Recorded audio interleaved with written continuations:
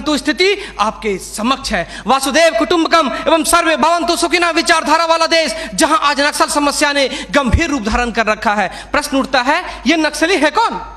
समाज के सबसे शांत, शहरों से दूर जंगलों में रहने वाले तथा खेतों के माध्यम से अपने जीवन यापन करने वाले वो लोग जो अपने पूर्वजों द्वारा दिए गए धरोहर को बचाने के लिए सरकार के खिलाफ हथियार बंद हो गए हैं और अंततः ये लोग नक्सली बनने पर मजबूर होते हैं। महोदय, आधुनिकीकरण के नाम पर उन गरीब आदिवासियों की जमीनों को छीन ली गई तथा उन्हें मजबूर कर दिया बंधुआ मजदूर बनने पर, किंतु आज उनकी अधिकारों की कोई बात तक नहीं करता। मन समर्पित, तन समर्पित और यह जीवन समर्पित। मैं पूछता हूं, देश की धरती तुझे क्या दूं, क्यों दूं और किस लिए न्यौछावर करूं अपना सब कुछ तुम पर? क्या इसलिए कि मुझे देशद्रोह जैसे शब्दों से नवाजा जाए या इसलिए कि मुझे फर्जी इनकाउंटर में मार दिया जाए? जी हां अध्यक्ष महोदय, कुछ ऐसा ही समय था जब मान्य सूबे लखन भैया सोहराबुद्दीन तथा तुलसीराम प्रजापति को फर्जी इनकाउंटर में मार दिया गया। यह कैसी विडंबना है महोदय, हमारे विपक्षी साथी द्वारा मानव अधिकार का संरक्षण किए बगैर ही राष्ट्रीय सुरक्षा की बात करते हैं। जब आम लोगों का कोई अधिकार ही नहीं हो तो इस स्थिति में राष्ट्रीय सुरक्षा का क्या मतलब? मैं पूछना चाहता हूं अपने विपक्षी साथियों से,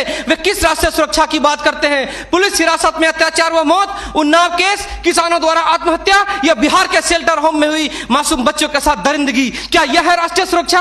राष्ट्रीय सुरक्षा का अर्थ सिर्फ सीमा की सुरक्षा नहीं बल्कि सीमा के अंदर रह रहे व्यक्तियों की सुरक्षा से भी है। अपने हक को मांगे जाने पर लोगों को नक्सली तथा आतंकवादी करार दिया जाता है तथा यह सुरक्षा देने वाले पुजारी आईपीसी की धारा 124A के तहत गिरफ्तार कर उन्हें देशद्रोह का मुकदमा चलाते हैं, फिर फर्जी इनकाउंटर में भी मार गिराते हैं। जबकि सुनील बत्रा बनाम दिल्ली प्रशासन में माननीय न्यायाधीश ने स्पष्ट किया है कि फर्जी इनकाउंटर हत्या के समान है।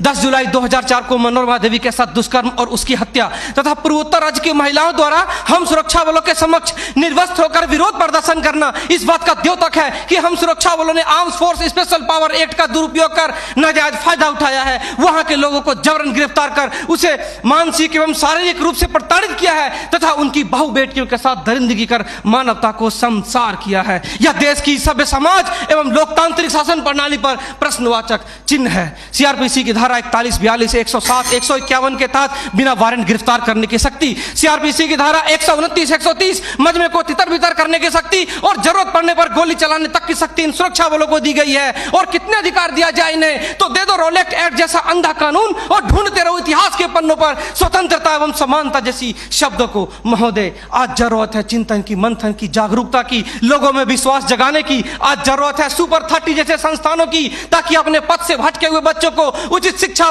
भोजन इत्यादि का प्रबंध कराकर उसे विकास के सही मार्ग से जोड़ सके। अंत में फैसला माननीय निर्णायक मंडल के पर छोड़ते हुए गुरुदेव रविन्द्रनाथ टैगोर की इन पंक्तियों के साथ मैं अपनी वाणी को विराम देना चाहूंगा कि मैं जीना चाहता हूं इंसानों की फौज के बीच में, मैं जीना चाहता हूं उगते सूरज की किरणों के बीच में, सुंदरता और सुगंध के बीच में। मेरी इच्छा है काश मिल जाए मुझे थोड़ी सी जगह इन जीने वालों के दिलों के बीच में। जय हिंद,